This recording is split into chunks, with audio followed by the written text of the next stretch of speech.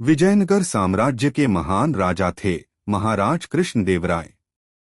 उनके दरबार में कई विद्वान और मंत्री थे, लेकिन सबसे चतुर और हाजिर जवाब थे तेनालीराम। एक दिन दरबार में एक घमंडी पंडित आया। वह दूर राज्य से आया था और दावा कर रहा था कि उससे बड़ा विद्वान पूरे भारत में कोई नहीं। पंडित ने ऊंची आवाज में कहा, अगर इस दरबार में कोई मुझसे ज्यादा बुद्धिमान है तो वह मुझसे शास्त्रार्थ करके दिखाए। दरबार में सन्नाटा छा गया। कोई भी पंडित से बहस करने को तैयार नहीं हुआ। महाराज कृष्णदेवराय चिंतित हो गए। तभी तेनालीराम मुस्कुराते हुए आगे बढ़े। उन्होंने कहा, महाराज, मुझे इस पंडित से शास्त्रार्थ करने की अनुमति दीजिए। अगले दिन दरबार में शास्त्रार्थ की तैयारी हुई। पंडित बड़े बड़े ग्रंथ लेकर आया। तेनालीराम खाली हाथ आए, लेकिन उनके हाथ में एक कपड़े में लिपटी छोटी सी पोटली थी। पंडित ने पूछा, तेनालीराम जी, आपने कौन सा ग्रंथ लाया है? तेनालीराम गंभीर स्वर में बोले, यह बहुत दुर्लभ और गुप्त ग्रंथ है, तिलकष्ट महिषबंधन। यह नाम सुनकर पंडित चौंक गया। उसने ऐसा कोई ग्रंथ कभी नहीं सुना था, लेकिन अपने अहंकार के कारण वह यह स्वीकार नहीं करना चाहता था।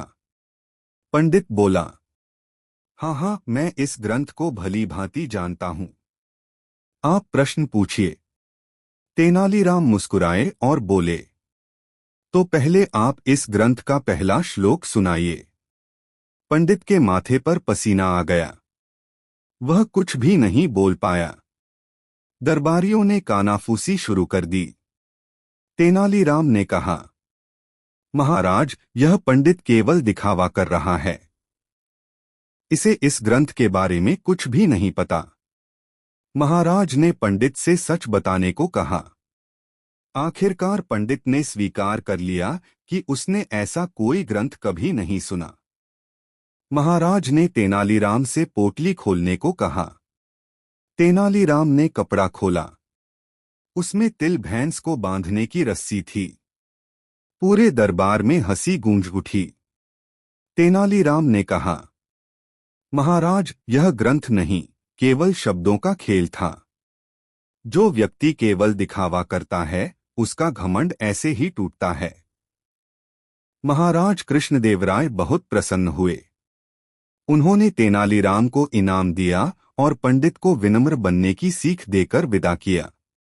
सीख है, घमंड ज्ञान से नहीं, अज्ञान से जन्म लेता है।